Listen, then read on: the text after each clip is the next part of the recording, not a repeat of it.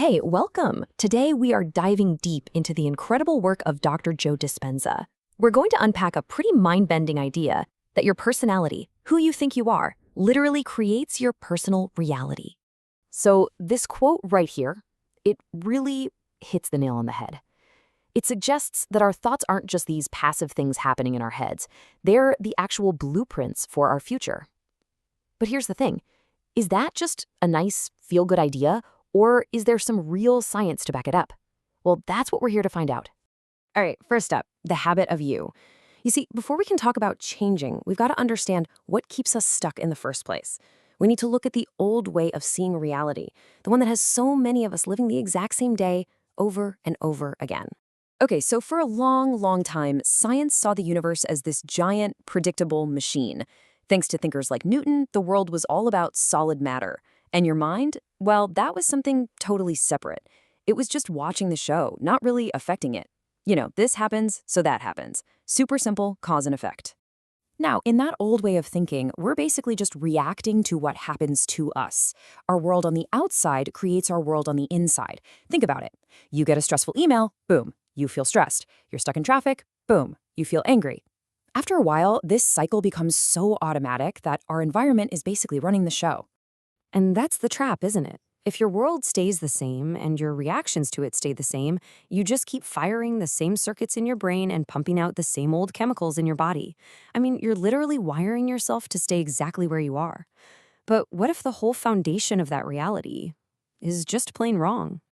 And that's where things get really interesting. This brings us to a completely new reality.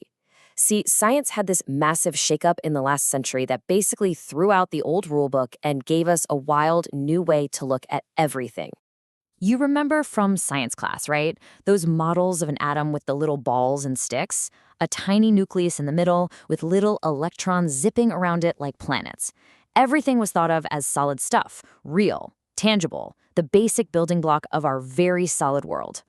And then quantum physics bursts onto the scene and just blows everyone's mind. It turns out an atom isn't solid at all. It's mostly empty space. It's this buzzing field of energy, this cloud of pure potential where really anything could happen. And get this, the numbers are just staggering. The actual stuff, the physical part, is like a tiny, tiny speck. The rest of it, 99.99999% of it, is just energy, potential, which means you, yes, you, are way more nothing than you are something. Isn't that wild? Okay, so if everything starts as just this wave of possibilities, what makes it become, well, real? What turns all that potential into an actual thing we can see and touch? The answer is the observer, you. Seriously. The very act of you paying attention to something takes all that potential and collapses it into a physical particle. Your attention, your focus, is literally creating reality moment by moment. Now, this isn't just some cool trivia for a science party. No way. This is the instruction manual for your life. If your attention can do that to a tiny electron, imagine what it can do for your entire life. The real question is, how do we broadcast a signal that's strong enough to create the reality we actually want? All right, so here's how it works. Think of it like a broadcast. Your thoughts, they're the electrical signal you send out into this quantum field. That's your hello universe, this is what I'm thinking about. And your feelings, well, they're the magnetic charge. They're what draws the experience back to you.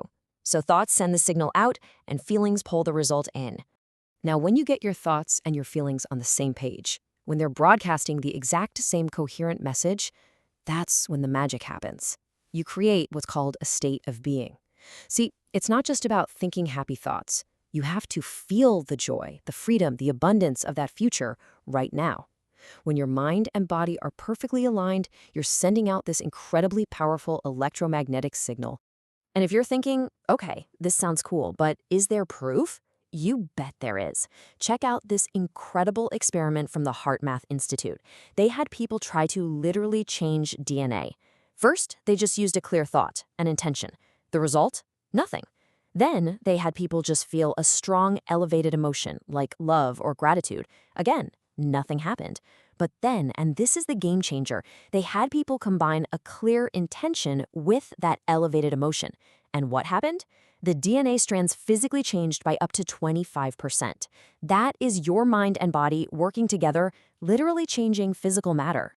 And this all leads to one of the most powerful takeaways from Dr. Joe Dispenza's work. The quantum field isn't a cosmic vending machine that responds to what you want. It responds to who you are being. You see, the universe isn't some cosmic waiter taking your order. It's a mirror. It's just reflecting back to you who you are. So the real question is, who are you being every single day? Okay, so how do we actually do this? How do we break the habit of being our old self, the one that's defined by the past, and start actually embodying the person we want to be in the future? Well, this is the new rulebook for real change. It really boils down to 3 simple steps. First, you've got to get super clear on the future you want to create. What's the intention?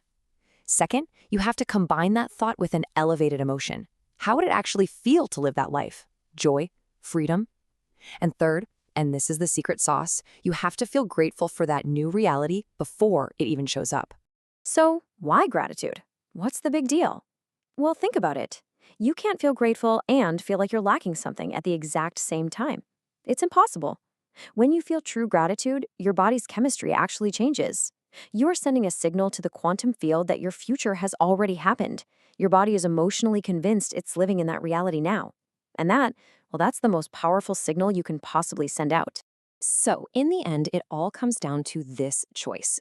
The old way of thinking tells you that you're just a victim of your circumstances.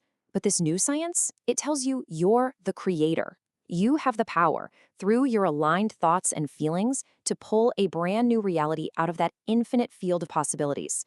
So the only question left to ask yourself is, who are you going to decide to be tomorrow?